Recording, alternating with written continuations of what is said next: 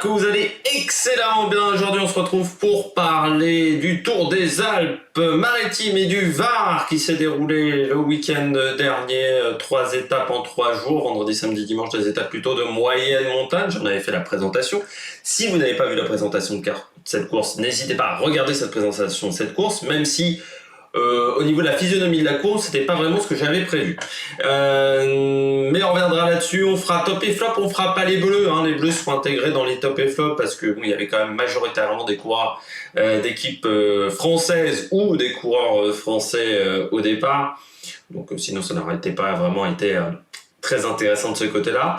On reviendra également sur la sécurité et l'organisation parce que j'aurai des choses à dire là-dessus. On parlera également de France 3 qui a fait encore une belle performance sur cette course. On embrasse Frédéric Souillet qui je pense va rentrer dans le top 5 de mes commentateurs sportifs préférés. Vous voyez tout de suite l'ironie.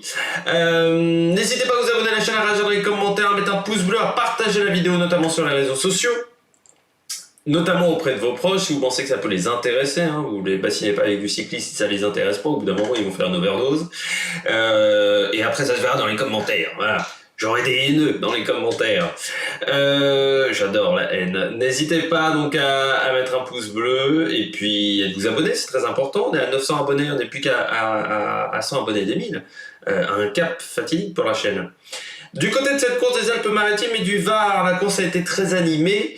Un peu comme l'année dernière, avec la victoire de Brambilla, Gianluca Brambilla, ça s'était joué dans la dernière étape et puis d'un rien. Pourtant, je m'attendais peut-être à ce que les sprinteurs passent mieux déjà. Au final, il n'y a eu qu'un seul sprint. Pourtant, je pensais que sur l'étape 3, ça serait possible. Mais il s'avère que sur l'étape 3, ça a roulé très très vite. Même, en fait, les 3 jours, on a eu un rythme de course assez fort quand même. Parce qu'il devait y avoir quand même du 2500-3000 mètres de dénivelé par jour. Voire peut-être même un peu plus, mais je dirais de moyenne on devait être entre 2005 et 3000 sur chacune des 3 étapes. Et on a eu un parcours vraiment, une course très très animée à chaque fois, notamment l'étape 3 avec l'attaque de Quintana. On pensait peut-être pas que Quintana attaquera d'aussi loin, mais il était tellement une jambe au-dessus de tout le monde sur cette course que ça a été assez incroyable. Je m'attendais quand même pas à autant de domination de la part de Quintana, et je pensais même pas qu'un coureur qui dominerait arriverait à prendre autant d'avance et à faire autant d'écart. Parce que je pensais que le parcours, notamment l'étape d'Aise, l'étape numéro 2, je savais pas trop, mais moi le col d'Aise a rarement fait des grandes différences. J'ai jamais trouvé que le col d'Aise c'est un col... Le pied est compliqué, mais t'enlèves les 3 km et demi, 4 km du départ. Ensuite, les 2 derniers kilomètres sont vraiment quasiment tout plat, c'est du faux plat montant. Puis même, c'est pas le mur de 8 non plus. Donc le col d'Aise, c'est pentu, mais pour moi des coureurs comme du Wout van Aert, comme du Sagan sont en capacité de le passer. Le problème c'est que Sagan n'était pas au top de sa forme. Je l'ai pas mis dans les tops ni dans les flops parce que j'attends de voir ensuite, mais il faut quand même être un petit peu inquiet du côté de Sagan au niveau de son intersaison qui a encore été compliqué avec la Covid. Ça fait depuis 2-3 ans qu'il n'a pas des intersaisons propres, où il est toujours, il y avait une année la grippe, ensuite il y a eu la Covid, donc voilà, c'est toujours un petit peu compliqué pour lui au niveau des intersaisons. Bon, on va revenir sur la sécurité. Là, c'est un petit peu le point noir, je trouve, de cette course, notamment l'étape 1. Si vous n'avez pas vu l'étape 1, je vous invite à la regarder. Parce que vraiment, regarder une course mal organisée, c'est l'étape 1. Il y a déjà un gros problème dans cette étape 1, c'est qu'on a 40 km en ville, mais vraiment en ville. C'est-à-dire que il y avait une bosse au Castellet. Après le Castellet, ils prennent une descente et les 40 derniers kilomètres, c'est vraiment du périurbain, urbain. Alors on le sait, les Alpes-Maritimes, le Var, ça a été largement bétonné. Vous avez des grosses villes dans toute cette région, mais encore plus quand tu vas vers le bord de mer. Alors on sait que le bord de mer, c'est Paris, quoi. Paris, c'est des belles villes, quoi, mais qui s'enchaînent les unes derrière les autres. Je pense que là, on aurait peut-être pu faire un peu mieux au niveau du parcours. Pas forcément se retrouver en ville sur les 40 derniers kilomètres, surtout quand on n'a pas assez de signaleurs. Il y a eu des gros soucis au niveau des ronds-points sur cette étape 1 qui ont été mal signalés ou mal bloqués ou je sais pas, mais il y a 2 ronds-points où les coureurs sont obligés de faire tout le tour et au final ils peuvent passer plus court mais ils se retrouvent face aux voitures, donc c'est un peu un bordel. On a eu de la chance même qu'il y a eu que Lewis que le coureur de Groupama qui est tombé, Lewis Askey, je crois. Hein. Oui, Lewis Askey. Coureur britannique de la Groupama, j'avais un petit doute si c'était bien Lewis le prénom, qui est tombé dans ces enchaînements-là, mais vraiment c'était très très technique et très compliqué, et vous le voyez notamment dans la vidéo de la Total, où c'est Turgis qui dit que c'était un petit peu galère quand même, le final c'était un peu chaud, et voilà, les 40 derniers kilomètres c'était trop technique, et à un moment je veux bien qu'on ait des traversées en ville, les traversées en ville c'est compliqué, mais soit derrière t'as les signaleurs et les gendarmes qui sont prévus, mais là on voyait bien que c'était pas une organisation comme peut le faire ASO, c'est tout à fait compréhensible, c'est que le Tour des Alpes-Maritimes et du Var, mais dans ce cas-là tu passes pas autant en ville. Tu te démerdes pour pas passer autant en ville et pour éviter ces zones très dangereuses. Et surtout au niveau des ronds-points, il y a des moments où il fallait traverser le terre-plein central pour se retrouver du bon côté. Ça c'est très dangereux et c'est pas normal à ce niveau-là de compétition. Donc au niveau du parcours, quand ils ont prévu le parcours, ils auraient dû y réfléchir un petit peu avant. Sur l'étape 2, c'était également très technique. Il y avait une descente qui était très galère sur l'étape 2 avant de récupérer le col d'Aise. Sur l'étape 3, c'était un peu mieux de ce côté-là, et en termes de sécurité, c'était normal. Je trouve que l'étape 1, surtout, il y avait un problème. L'étape 2, il y avait quelques endroits aussi un petit peu touchy. L'étape 3, par contre, ça allait beaucoup mieux. Par contre, sur l'étape 2, il y a eu aussi un problème, ce que disait Guillaume Martin. Alors moi, je l'ai pas vraiment vu à l'image, mais il y a eu un problème de signalisation, c'est-à-dire qu'on n'a pas indiqué le bon parcours à certains coureurs. Alors, très clairement, c'est Guillaume Martin qui l'a dit en interview. Moi, je l'ai pas vu à l'image. Alors, s'il y a des gens qui l'ont vu sur les images, moi j'étais sur les images de France 3, j'étais sur France 3, PACA, mais s'il y a des gens, peut-être que JCL, que Eurosport avait d'autres images, moi je l'ai pas vu à ce moment-là, donc peut-être que j'ai raté un truc, hein, ça peut arriver, mais si vous avez l'information, mais il semblerait qu'il y a eu un problème d'indication de parcours. C'était France 3 qui commentait la course. Alors, du côté de France 3, on avait Laurent Verdy, donc journaliste à France 3 Côte d'Azur. C'était quand même mieux que le Grand Prix de la Marseillaise. Bon, après, des fois, il y avait un peu des trucs un peu cons. Il y avait Thomas Voeckler. Alors moi, je vous le dis toujours, j'aime bien Thomas Voeckler sur la moto, mais je trouve qu'il est meilleur sur la moto qu'en cabine, Thomas Voeckler. Mais que ça soit sur France 3, que ça soit sur la chaîne L'équipe, voilà, quand tu le vois sur d'autres courses, je le trouve toujours meilleur sur la moto que sur la cabine. Et donc sur la moto, ils avaient pris mon journaliste préféré, l'homme qui a commenté le Grand Prix de la Marseillaise, qui commente chaque année le Grand Prix de la Marseillaise, qui commence d'autres courses également pour France 3. Frédéric, alors Soulier, hein, si je dis Soulier, c'est Soulier. Bon, il n'y a rien qui va chez Frédéric Soulier. Alors déjà, je pense que le cyclisme, c'est pas forcément le truc qu'il apprécie le plus. Sur l'étape 1, par exemple, étape 1 où j'ai dit, dans les 40 derniers kilomètres, c'était un peu touchy. Donc il y avait pas mal de petits soucis. À 15 ou 20 bornes de l'arrivée, je ne sais plus précisément, d'un coup, donc il s'esclame, donc là, Laurent Verdy lui donne la parole, tu vois, pour juste nous indiquer qu'il y avait des mecs sur le bord de la plage qui étaient en train de faire de la marche aquatique. On s'en tape le coquillard. Mais alors, à un point... Alors, il nous l'a déjà fait sur le Grand Prix de Marseille, j'avais dit à 6 bornes de l'arrivée, il nous avait parlé de Marseille-Cassis. Voilà, la course. Je crois que c'était pas vraiment le moment. Là encore, je crois qu'il y avait d'autres choses à dire sur le parcours. Et puis le nombre de fois où les journalistes, enfin Laurent Verdy, Thomas Voeckler disaient un coureur est lâché, et puis lui il le répétait. Et puis ensuite il faisait des phrases pendant 3 plombes alors qu'il n'y avait pas besoin de faire des phrases aussi longues. Tu dis ton job quand tu es sur la moto à l'arrière de la course, enfin ce qui pour moi est ton job, ma vision de ce travail-là, c'est juste de décrire ce qui se passe. Tu décris les mecs qui sont lâchés, mais dès qu'ils sont lâchés, et tu décris les coureurs qui te semblent en difficulté, parce que le coup de pédale semble pas bon, parce que la respiration semble pas bonne, ou tu décris le fait que la route est vraiment étroite, ou de mauvaise qualité, ce qu'on ne peut pas voir, ce que les journalistes en cabine ne peuvent pas voir. C'est ça ton job. C'est pas de regarder la marche aquatique, ou les mecs qui sont sur le côté, où tu le fais, mais alors quand t'es très loin de l'arrivée, ou plein d'autres choses. Ça n'a pas d'intérêt. Et Frédéric Soulier, il a fait des choses qui n'avaient pas d'intérêt. Et encore pire, sur la dernière étape, et même sur les étapes d'avant, il l'a fait quelques fois, mais sur la dernière étape, Il interviewe Cédric Vasseur à 10 bornes de l'arrivée. Tu n'interromps pas un directeur sportif à 10 bornes de l'arrivée. Ça ne se fait pas, parce que tu sais que le mec est dans la course. Il a eu du temps qu'on lui réponde, hein. Mais il a interrogé comme ça des mecs, mais à chaque fois dans les 15-20 derniers kilomètres. Tu ne fais pas ça. Il y a un truc de respect quand même, un minimum. Les mecs sont dans la course, sont concentrés à mort. Tu ne fais pas ça. Voilà. Donc ça m'a énervé terriblement. Bon, heureusement il n'a pas encore dit Peter Sagan. Parce que s'il avait fait ça, j'envoyais un mail directement à France 3. Enfin, moi je n'ai pas entendu dire Peter Sagan. Bon, on passe tout de suite aux coureurs au top. Attaque de Marlou. Du côté des coureurs au top, je commence avec Nairo Quintana, le coureur d'Arkea. Avec Arkea qui a quand même fait du bon boulot, j'ai vu une statistique qui est dingue hier. Arkea a, je crois, 3 podiums, et à 3 podiums de Deceuninck, enfin de Quick-Step. Ils sont deuxièmes au niveau du nombre de podiums depuis le début de saison. Ils en sont à 16 et Quick-Step en a 19. C'est absolument dingue quand même cette statistique.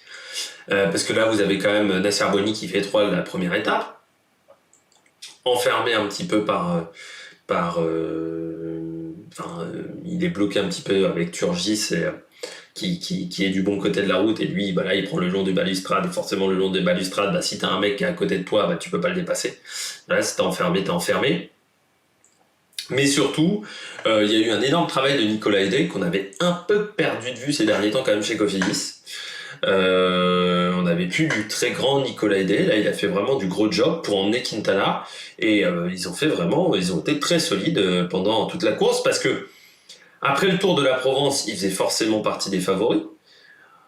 Mais malgré tout, comme j'avais dit, le parcours n'était pas non plus hyper difficile. Il n'y avait pas des longs cols sur cette course, hein. C'était le col d'Aise qui était la plus longue difficulté, c'est 6-7 km. On sait que Quintana, il aime partir de loin, donc il lui faut des longs cols. S'il a réussi à partir de loin dans le col d'Aise, qui dans cette version-là, je crois, faisait 7 km et demi, 8 km, c'est qu'il était vraiment, vraiment très costaud sur la course.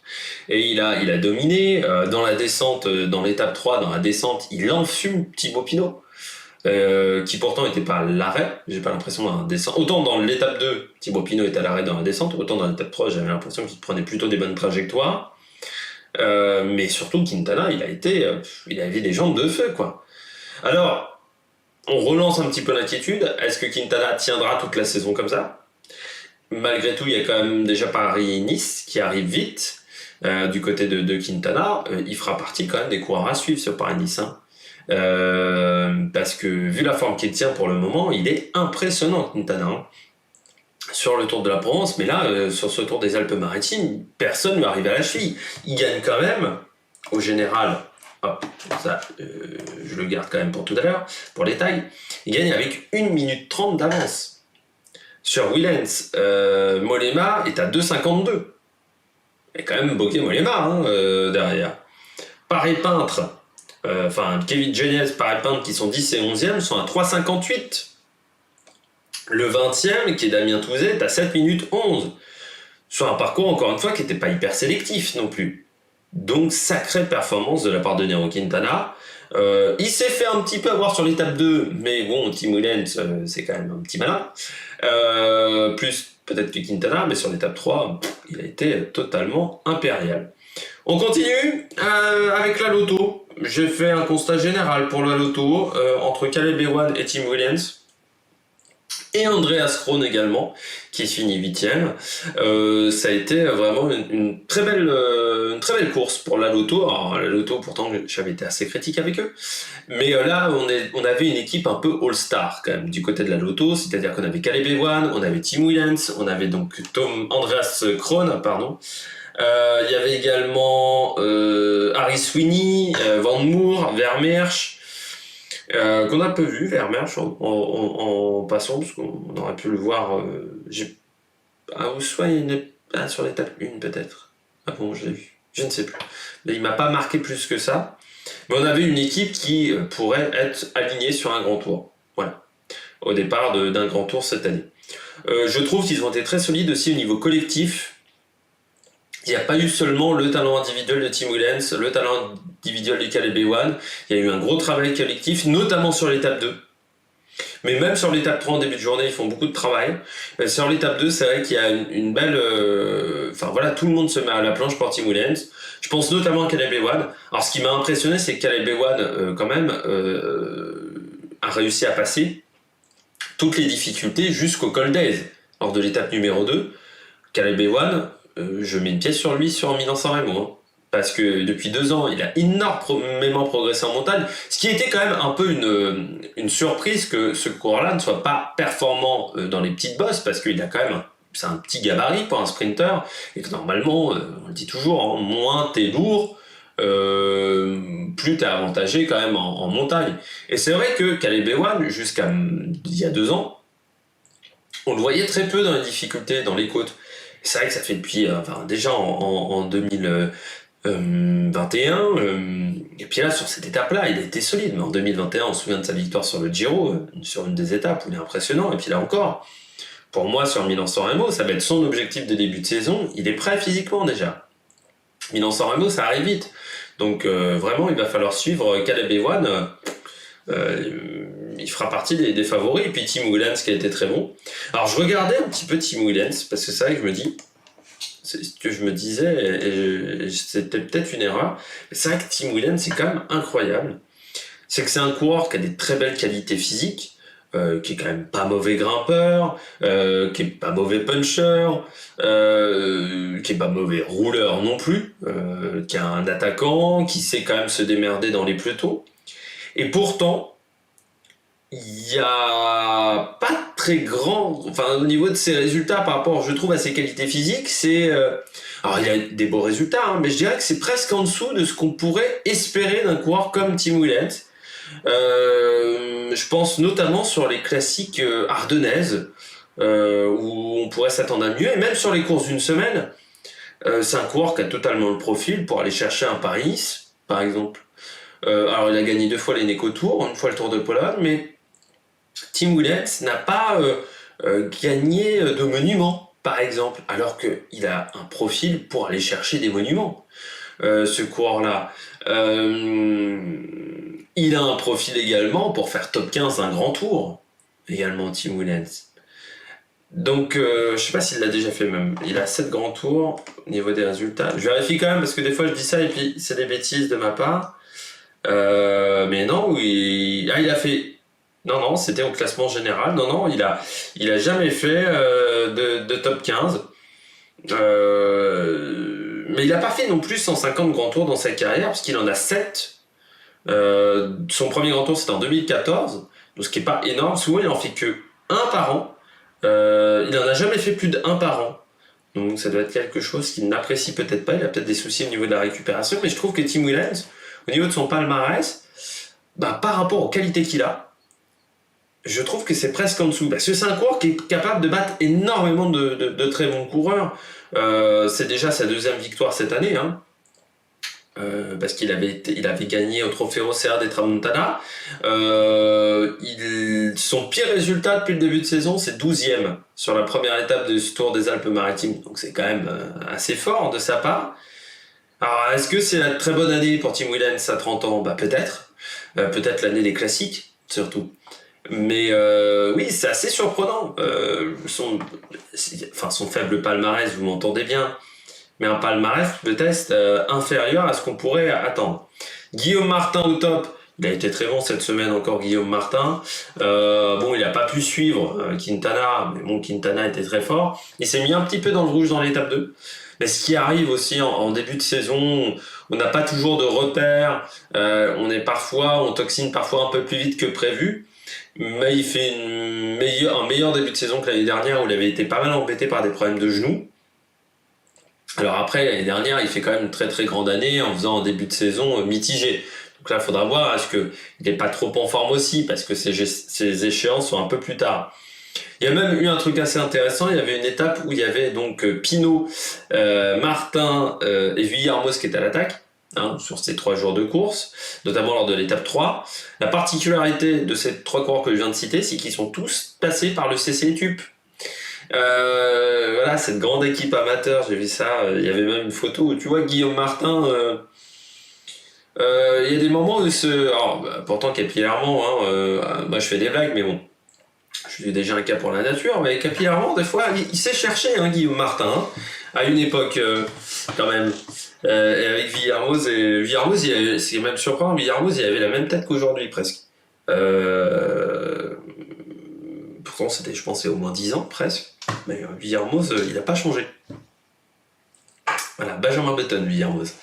Mais du côté de Guillaume Martin, il a fait une bonne semaine, je trouve que... Alors, en plus, du côté de Cofidis, je trouve que, par exemple, Victor Lafay n'a pas fait un grand travail. Je trouve qu'il n'avait pas forcément une équipe hyper solide autour de lui. Donc ça, c'est intéressant aussi, parce que Victor Lafay, on l'a peu vu, Anthony Perez aussi. J'ai vu un peu François Bidard. Bon, Alexis Renard, il est tombé, il est peut-être même blessé, je vais vérifier ça. Thomas Champion, on l'a protégé sur l'asphalte, c'est pas indiqué du côté d'Alexis Renard, mais il devait faire des analyses, un IRM, donc on va voir s'il y a une fracture. Mais je trouvais que l'équipe autour de lui était bien, mais on a vu des meilleures équipes, et surtout je pense que certains coureurs n'étaient pas au top de leur forme, comme Victor l'a fait. Mais je trouve que Guillaume Martin, il a fait vraiment du bon travail. Je continue avec Guebrezamier. Le coureur de Trek, je n'ai pas fait dans l'ordre. Guebrezamier, pourquoi qui finit 6ème du classement général sur l'étape 2. Je pense qu'il est en capacité d'aller chercher Tim Willems ou au moins d'être mieux classé dans l'étape, de finir 3ème. De finir 3ème en étant plus collé à Quintana et Willems. Parce qu'il avait vraiment de très très bonnes conditions physiques, une très très bonne forme, et il attend quand même Mollema. Il a vraiment attendu Mollema sur cette étape-là, et ensuite il a fait un énorme travail sur le plat entre le haut du col d'Aise et l'arrivée à la Turbie. Mais je trouve qu'il était vraiment en très très grande forme, et je trouvais vraiment très très bien Guebrezamier. C'est pour ça que je l'ai mis. Autant Bokeh Mollema, 5ème à 2,52, certes il est 5ème, il est quand même à 2 minutes 50, c'est pas incroyable non plus. Autant Guebrezamier, je l'ai trouvé vraiment très bon. Donc c'est pour ça que je voulais le signaler dans les tops. Et puis Alexis Villarmoz, 7ème, 2 minutes 57, donc à 2 secondes de Guebrezamier. Ça fait du bien de revoir Alexis Villarmoz, parce que c'est vrai que l'année dernière, une saison catastrophique, et sa dernière saison chez la G2R, c'était vraiment pas dingue non plus. Donc ça faisait depuis 2-3 ans où Villarmoz, on l'avait un peu perdu de vue. Et puis, alors là, vous allez me dire, il fait que 7ème. Des fois, il est un peu en difficulté sur des montées qui correspondaient à son profil, parce que c'est avec Villarmoz, c'est vraiment des types de montées qui correspondent totalement à son profil, d'ancien VTTiste, des efforts voilà, de un quart d'heure, 20 minutes, vraiment. On était plutôt sur des efforts d'un quart d'heure, donc c'est vraiment ce qu'il apprécie comme style d'effort, mais je l'ai trouvé vraiment très très bon sur cette semaine, en sachant qu'en plus 15 jours avant il a eu un Covid un peu hardcore, c'est ce qu'il disait dans les vidéos de la Total Energy. Chapeau, parce que ça veut dire qu'en n'étant pas à 100% de sa condition physique il arrive à faire ça. Ça veut dire que avec une bonne condition physique il était peut-être en capacité d'être avec Guillaume Martin et Tim Willems, et en sachant que des fois ça se joue à pas grand chose, il n'arrive pas notamment dans l'étape 2, il n'arrive pas à être avec le groupe qui est devant lui, mais vraiment ça se joue à rien, donc c'est assez intéressant. Alors après il faudra espérer qu'il ne tombe pas, ça sera la grande interrogation, mais du côté de Villarmoz c'était vraiment bien. Et puis je termine avec Groupama. Alors Madouas finit 4ème à 2,50. La 4ème place est intéressante pour Valentin Madouas. Par contre l'écart est un peu élevé, je trouve, par rapport au leader. Après il est 4ème, mais voilà, l'écart de 50, ce qui fait que c'est un peu plus mitigé. J'ai surtout mis pour Thibaut Pinot, parce que dans l'étape 3 il fait quand même une belle étape 3. Je trouve que dans les montées il était vraiment sur un bon rythme, une bonne condition physique. Par rapport surtout à ce qu'on avait vu sur les derniers jours, la forme commence à arriver aussi. Donc pour un Parani, je ne sais pas s'il va faire Parani ou Tirreno, mais c'est intéressant parce que voilà, ça montre que la condition physique est en train d'augmenter et qu'il y a vraiment des progrès de ce côté-là. Par contre, petit truc qui m'a un peu embêté, c'est la descente de l'étape 2. Où vraiment il est complètement largué, il est très mal placé au début de la descente. Et sur l'étape 3, alors moi je trouve qu'il a plutôt pris des bonnes trajectoires, mais il perd quand même pas mal de temps sur Quintana. Alors tout le monde a perdu du temps sur Quintana, mais il se fait aussi rattraper par le groupe de derrière. Donc est-ce qu'à un moment il n'a pas voulu prendre de risques aussi? Parce que comme il l'a dit en interview, je suis quelqu'un de fragile qui se blesse assez facilement, donc j'ai pas envie de prendre de risques cette année. Donc c'était peut-être une raison, mais sur les descentes, voilà, j'ai trouvé que c'était, surtout sur l'étape 2, sur la descente, ça descend vite, mais j'ai pas l'impression que Caleb Ewan non plus descende comme un grand malade sur cette étape-là. Il prend des bonnes trajectoires, hein, Caleb Ewan, parce que c'est un sprinter. Mais il y a juste un ou deux moments où il largue totalement le coureur qui est derrière. Je trouve que ça suivait plutôt pas mal derrière. Surtout, il y avait aussi pas mal d'épingles dans ce parcours-là. Donc, est-ce que c'est dans la fin de la montée où il était déjà mal placé et qu'ensuite il était un peu cravasse? Mais voilà, j'ai eu un petit peu des petites inquiétudes à ce moment-là. On passe tout de suite au bonnet d'âne. 3 bonnets d'âne sur cette course. Je commence avec Simon Kerr, le coureur d'EF Education Easy Post, qui a abandonné. Je trouve que Simon Kerr, il était très bon chez Delco. Ça, on est tous d'accord pour le dire.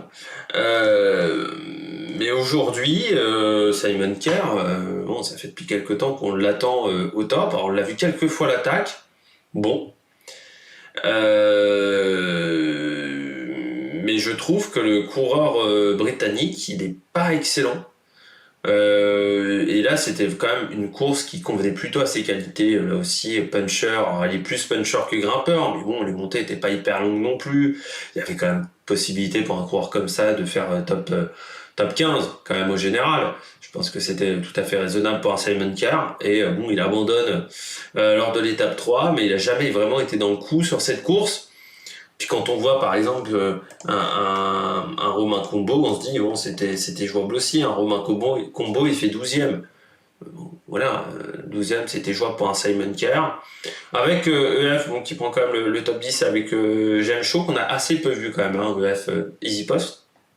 Mais c'est vrai que Simon Kerr, pour moi, ça a été une grande déception sur cette course-là. Je m'attendais à mieux du coureur britannique. En plus, c'est des routes qu'il connaît bien. On sait qu'il est du sud de la France, donc ouais, un peu déçu. Et puis bon, quand tu regardes ses résultats depuis 2 ans à Simon Kerr, c'est quand même pas la folie. Hein.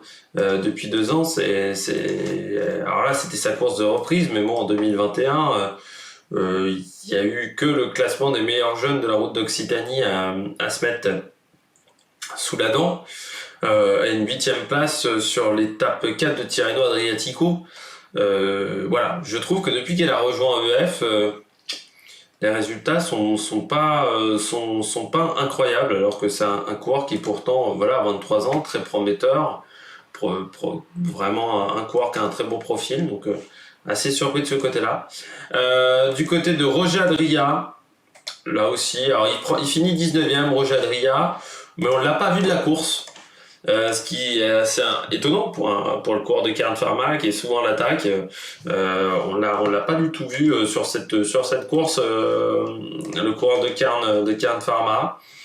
Assez discret depuis le début de saison. Alors peut-être aussi on lui a un peu tiré les oreilles parce que l'année dernière, je disais souvent, Roger Adria, bon, il attaque, mais c'est un peu des attaques à la Pierre Latour. C'est-à-dire que ça attaque beaucoup, mais sans forcément que ça soit de manière très intelligente. Et là, je trouve que, bon, sur ce Tour des Alpes, il pouvait faire un peu mieux, là aussi. Donc voilà, ça m'a un peu déçu du côté de Roger Adria. Puis je termine avec Bingoal. Je comprends pas pourquoi ils ont eu envie d'être invités sur cette course. Ah, c'était quand même pas une course pour des sprinteurs qui aiment le plat principalement. C'est pas une course qui correspondait à leur profil. Je rappelle que c'est une course 2.1.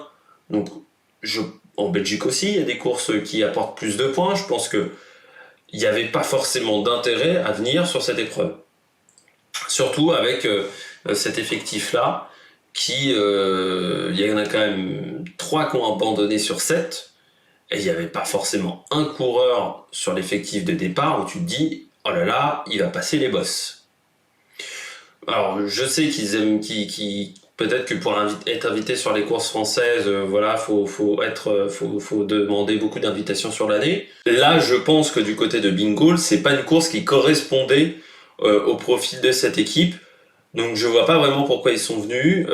Et je pense que quand on sait qu'il va y avoir un énorme match en Pro Team pour aller chercher les points, pour aller chercher, parce que si je ne me trompe pas, en Pro Team, ça va se passer de la même manière qu'en World Tour, donc c'est-à-dire que les dernières équipes vont redescendre en Continental, et on sait qu'il y a une vraie différence entre Pro Team et Continental. Je vois pas vraiment l'intérêt, il aurait mieux fallu peut-être faire l'impasse sur cette course-là et essayer d'être performant sur d'autres courses de d'autres catégories, mais c'est quand même une équipe qui, je trouve, a des résultats insuffisants par rapport au profil, par rapport à l'effectif. Je l'ai déjà dit lors de la présentation, mais ils ont quand même des bons sprinters. Et je pense qu'ils n'arrivent pas assez à faire un train de qualité pour leurs sprinters. Et là, sur cette course-là, même sur la première étape, ils sont pas présents. Donc, je vois pas vraiment quel était l'objectif véritablement du côté de Bingoal. Et puis voilà, c'était le dernier, la dernière équipe, le dernier flop du jour. J'espère que vous avez aimé cette vidéo. Pendant la semaine, on va avoir la présentation notamment de la Drôme et de la classique de l'Ardèche. Il y aura également Kurn Bruxelles, Kurn et le Etniesblad aussi en présentation. On aura le débrief du Tour d'Andalousie et du Tour de l'Algarve, avec notamment une belle performance de David Gaudu. Et Christian Rodriguez également sur le Tour d'Andalousie, qui a été complètement foufou, mais j'ai pas encore totalement fini de le regarder. Et puis il y aura également l'UAE Tour, voilà, qui se terminera dimanche, donc ça sera en début de semaine prochaine, voilà, au niveau du programme sur la chaîne en termes de cyclisme. Allez, ciao ciao sur l'Amérique Production, n'hésitez pas à vous abonner à la chaîne, à réagir dans les commentaires, à mettre un pouce bleu, et voilà, nous on se retrouve donc pour de nouvelles aventures. Allez, salut!